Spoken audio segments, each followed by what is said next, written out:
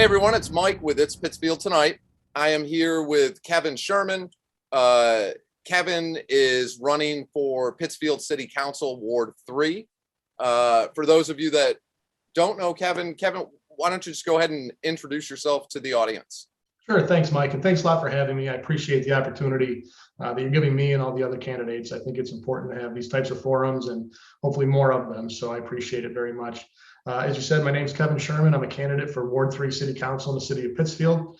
Born and bred in the city of Pittsfield. I went to Catholic schools here in the city. I grew up on the north end over on Crane Avenue, and I've lived my last 15 years over here in Southeast Pittsfield in Ward 3. My wife, Tammy, and my children, Molly and Caroline. Folks may remember I was on the city council from 2007 to 2013 as a city councilor at large at the time. The last 2 years, from 11 to 13, I was a city council president. And very proud of my tenure when I was on the council. I learned a lot. I think we did a lot.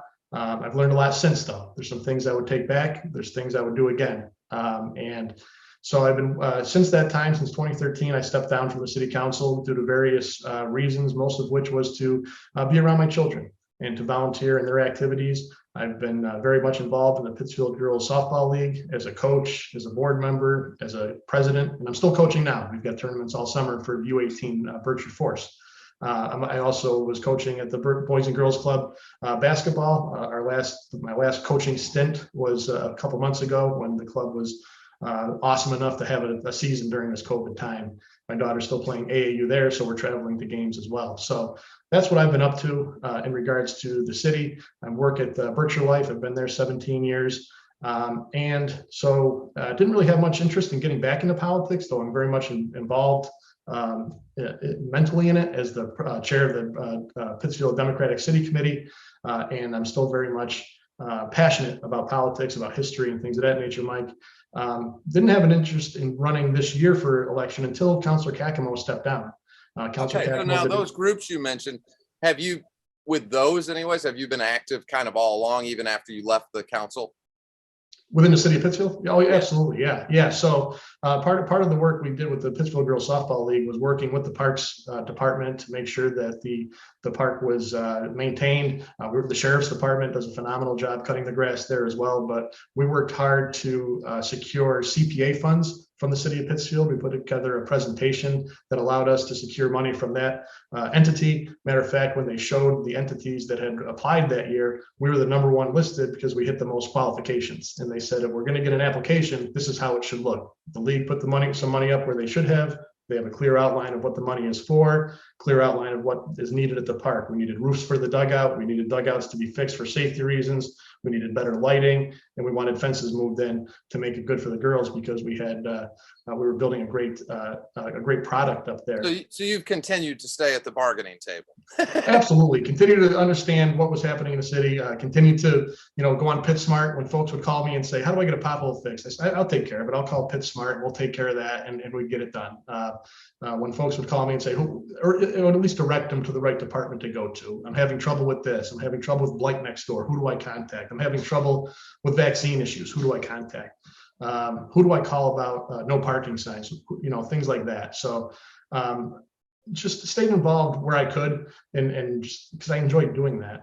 And so that being said, I'm going to ask you the same question I've asked every candidate. And in your case, I guess it's a little different because you were a city councilor. But is there any certain issue or anything that's happening in the city or something that made you say, that's it, I've got to make a run and get back on the council. I think I need to be there. Yeah, so that was the thought that went into it when I saw Councilor Kakemo was stepping down in my ward, and Councilor Kakemo did a great job. And my family and I started talking about it and about the fact of what I could bring to the table, because we have a tremendous challenge and opportunity coming out of this COVID crisis, no doubt about it. And I believe that our government needs to have logical, respectful, level-headed individuals at the table, having discussions, not personal discussions, having real productive discussions about how we're going to move forward from this, because we're coming out of this a different city. We've already seen the boom and growth in folks coming into town, which has frankly depleted our housing stack, which was already not great to begin with. We've got new kids in our schools now, schools that are frankly can be chaotic. And I'm worried about those. Those are the things that keep me up at night, Mike, our schools, public safety, our infrastructure. And when I say schools, I'm talking about top down. The teachers in the schools are doing a phenomenal job of keeping everything where it needs to go. People have made decisions during this COVID crisis that I'm glad I wasn't in their seats then, although I think we would have risen to the challenge still. But the schools, from what I understand, from what I hear from folks who are sending kids out of their schools, is there's chaos and there's concern there. And that's a concern for me. That keeps me up at night. Economic opportunity keeps me up at night. But the change in our world, right? So we have so many more people working from home. What happens to our commercial businesses now if they don't need employees in there? When you were on the council before, you were, I believe, at large, correct? I was. Now, do you think if elected to represent Ward 3, do you see that being a different role, being a ward councilor as compared to an at-large councilor? I do, and Tony Simonelli, former Ward 7 councilor, used to tell me that the ward councilor should get paid more, and he's probably right. So, the ward counseling starts with the neighborhoods, and that's the number one thing. So, if elected, my number one priority is Ward 3, and what's on people's minds, on their dining room table, on their kitchen table. What are they going through every day? I have a list in front of me right here, Mike, in regards to requests I've received just getting 50 signatures to get on the ballot. There's a tree branch on Northumberland that needs to come down before it falls on one of the preschoolers' heads walking from Head Start. We've got flooding on Cathy Way. We've got flooding on Kenwood Avenue. We've got roads that need repair, no matter how big or small they are. A priority needs to be put on some of these roads that need to be fixed. I'm looking at my list now to make sure I get them all. Just blight in general of folks that want to live in a clean neighborhood. We have, I can't read my own writing, snow removal on Elm Street by the intersection of Newell Street and Elm Street. We're not doing a good job of removing the snow from the sidewalks there. We have an elderly population trying to get up and down. These are the things in the neighborhoods that need to be addressed by a ward councilor. And we got these calls as at-large councilors, and sometimes we would defer to to the ward councilors. I didn't, because I was always taught you call City Hall, you don't tell someone else to call City Hall. So number one thing for me, Ward 3, neighborhoods, but the things that keep me up at night: economic development, infrastructure, schools, just the viability of our city moving forward. Housing is a big one of how do we attack that. And I don't have the answers, Mike, but I think that I have the ability and the experience to have a dialogue, to have a respectful meeting of the minds. You can't always go straight one way. Extreme anything is wrong to me. Personal is wrong to me when you're getting into government affairs. So these are the things that I'm excited about. I'm excited to be a ward councilor, to work with department heads to say, there is a give and take. Can you help me with this? Can you help me? We can help prioritize. We can help figure things out. I'm not their boss at the end of the day. We're the legislative body. But what the ward represents the ward. We've got main arteries in Ward 3 where businesses are leaving. I want to see those filled. How can I help fill those? I don't know off the top of my head, but these are things that I worry about that keep me up at night. Cravens, Anthony's Auto, the Anthony Auto, where they install the car starters, Anthony Auto. Not the sales shop next to Tio's. But these things, they pop up, and you realize these businesses are gone, and they're important. They're important to the tax base. They're important to the business owners that are putting an investment in the city. And how do we help to retain them and or fill those gaps? Because gaps on any of our main arteries is a bad thing, because anything with a vacuum is bad. And I see, you and I spoke about this earlier. I see right now for Pittsfield coming out of this pandemic, and I say this, I've been saying this a lot, a ton of opportunity, a lot of investment, a lot of federal and state additional funding that can really, for infrastructure and our roads. And so I do agree with you that housing is going to be key to so many things, because I talked to Councilor Cohen about this. I've lived in a lot of different places, and for most modern apartment living in this country, you can go online, you can find a company, look at a demo unit, and basically reserve one and rent an apartment before you even move there. Right. Pittsfield, we're greatly lacking in affordable modern rentals that are accessible. And when just looking for a place, you've got to go meet with different owners, and there's different, everybody wants something a little different. And it's like, Yeah. oh my God, it's a nightmare. Right. And what's the neighborhood look like, and where do we want to fit in? Yeah, the opportunity is not there right now. And that's not just for folks coming into town, but that's for folks that are growing up, folks who have lived here. Now they're coming out, they want to stay here. They need a place to stay. They're not ready to buy a huge house yet. They need to be able to find an affordable rental place, clean, affordable, good neighborhood. And I also worry about with the boom we're having, which is great. I don't want to take away from the fact that housing values are going up and we're bringing in more people, but first-time home buyers, what do they do? Second-time home buyers, what's their option? We don't have a lot right now, and these, again, I keep saying it, but these are the things that. Do you have ideas that you've thought about that how we can address, like, to have affordable rentals to try to attract younger people? Because to just move to a community like ours, if you're coming here, say you got a job at General Dynamics, Mhm. do you really, with never living here before, do you want to try to maybe rent an apartment for a year, and then if things are going really well, think about buying a home? Or do you want to be forced into having to make that decision? I got to chance this, and I'm going to have to purchase a house now, and hopefully Yeah. I like it. Well, given the state of the world right now, I think people will definitely want to be able to be flexible and be able to have the opportunity to move, because you don't know what's happening next. General Dynamics, they do transport people from time to time.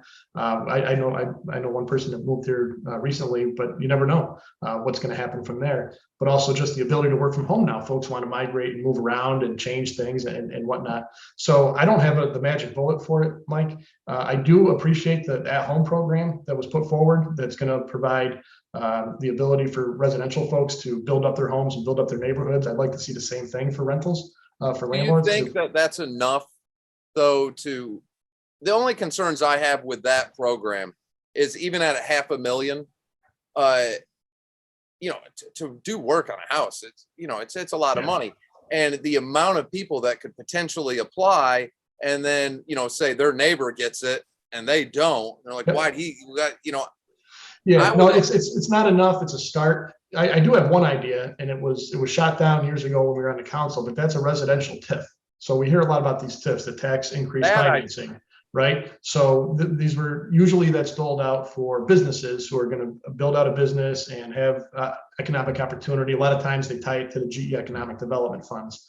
But if there was a way to have a residential, and when I say residential, I mean structure owners. So it could be an apartment building, it could be a duplex, it could be a single family home. If we had the ability to offer a TIF where folks could provide renovations to their properties and defer the taxes on the increased value, I think that would be a good carrot to have. Because what's the point of putting money into your home if you have to pay more later on in taxes? I know what it is. Because you increase your investment, but at the same time, if we have the carrot out there for people that own multiple units, maybe that's a helpful tool. I agree with that too, because the income properties, if the owner is not living on that property, they're not eligible for this program. And as we know, a lot of our neighborhoods that really aesthetically need the help, those are all income properties. And that's, so I agree with you in the sense of the homeowners that are desperate for help. I guess it could help them, and I'm not gonna, it passed and it went through, so I'll support that. But I think we do definitely need to take a bigger look at how we improve these neighborhoods so we can start to get everyone to bring it up.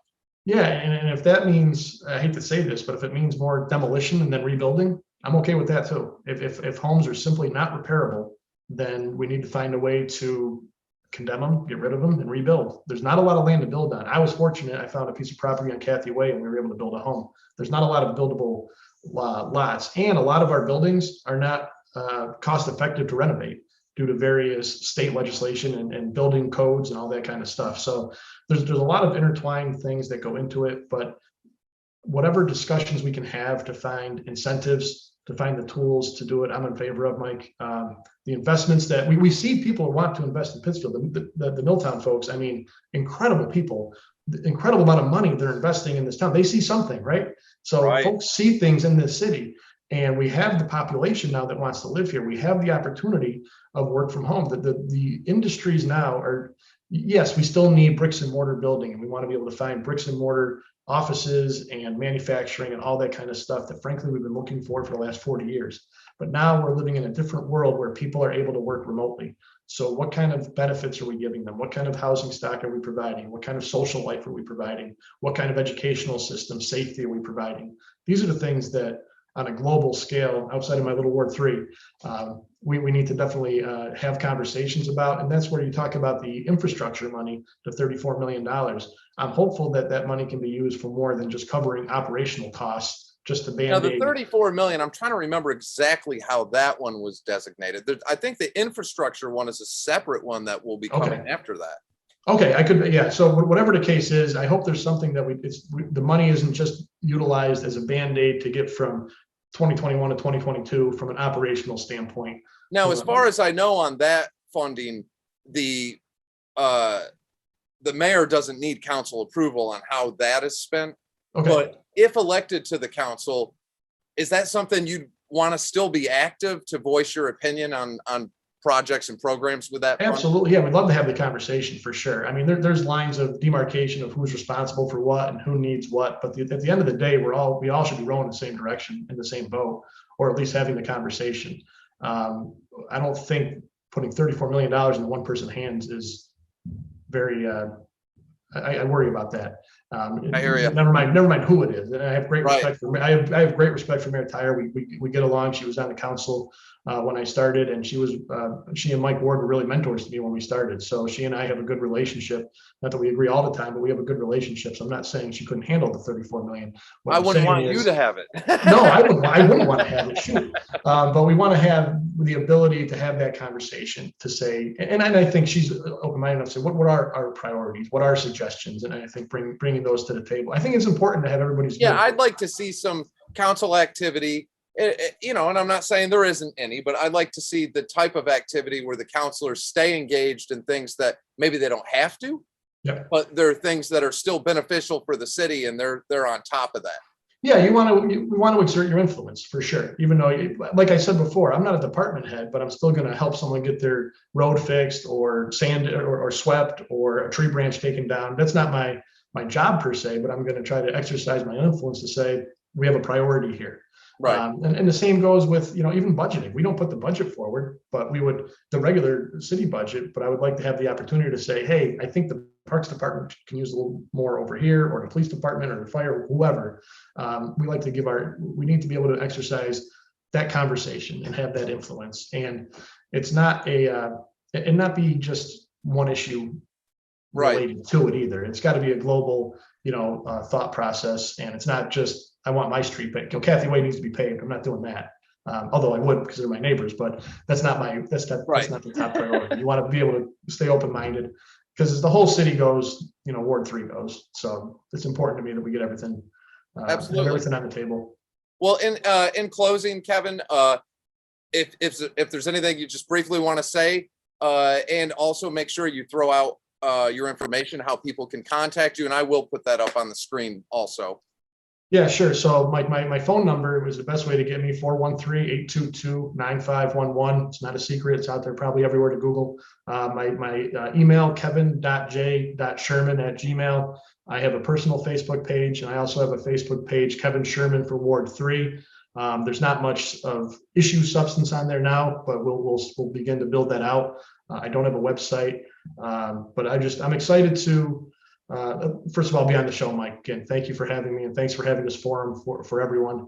I'm really fired up to be putting my hat back in the ring. It gets my emotions going. I'm a history political buff by nature. These are the things I do, but also I'm an operations manager by trade. So I operate in logic and, sorting through smoke, getting through the fire. What's the issue? And I also have no problem compromising where we need to. A lot of my colleagues make fun of me because I use the same phrase over and over again. I stole from Tip O'Neill, which I'd rather be right than consistent. Meaning it's not a flip-flop to change your mind, to learn more information and to make an educated decision. Another good one from Tip, my favorite, is all politics are local. Yes, that's his book. And he also had a great story about how he went to his neighbor one time and said, hey, how many people voted when you voted? She says, I didn't vote. What do you mean you didn't vote? You've been my neighbor for 25 years. Why didn't you vote? You didn't ask me. So I would like to ask right now, Ward 3 voters who are watching, I would appreciate your vote. I would appreciate if you have questions, feel free to reach out to me via Facebook Messenger, Facebook, my page. I don't care. My phone number. I have nothing to hide. I'd love to talk to anybody and everybody. We may not always agree, but you'll get an answer. And we'll have dialogue. And that's I'd rather be right than consistent thing. The punchline to that is with good communication. You want to explain to people where you're coming from, why you're making a decision, because every decision is going to be an opposition and a disagreement. And if you can explain it and move on, that's what we have to do. We have to make decisions and move on for the betterment of the city. And these are the things I want to bring to the table, Mike. I've got experience, but that's not everything. That was 8 years ago, so I know the rules and all of that. But I did learn a ton when I was on the council from people like Mike, like Linda, like Jerry Lee. Really taught me that Jerry Lee taught me a couple sentences can go a long way. Do you know why the open microphone is 3 minutes long? It's not in the council. It used to be you get 15 minutes for the open microphone session, and he would give everybody 3 minutes. I said, Jerry, why is it 3 minutes? Kevin, my boy, the Gettysburg Address is 3 minutes long. You say anything better than that, you're welcome to the time. That is funny. So that's where the 3 minutes came from. That's where the 3 minutes came from. Well, Kevin, thank you again. Oh, one last thing too. I've been asking everybody this when I close up. I'm planning on putting some debates together, like a Zoom format. Is that something that you would be willing to participate in? Absolutely. Anytime, anywhere. Happy to have the conversations. I think the more conversations for this community, the better, as long as they're productive. Awesome. Thank you. Thank you so much. I really appreciate that, Kevin. And thank you again for doing this. I look forward to doing more of these with you in the future. And feel free to reach out to me anytime. Appreciate it. Thanks a lot, Mike. All right. Thanks for all Have you a do. good night, Kevin. You too. Bye-bye. Bye-bye.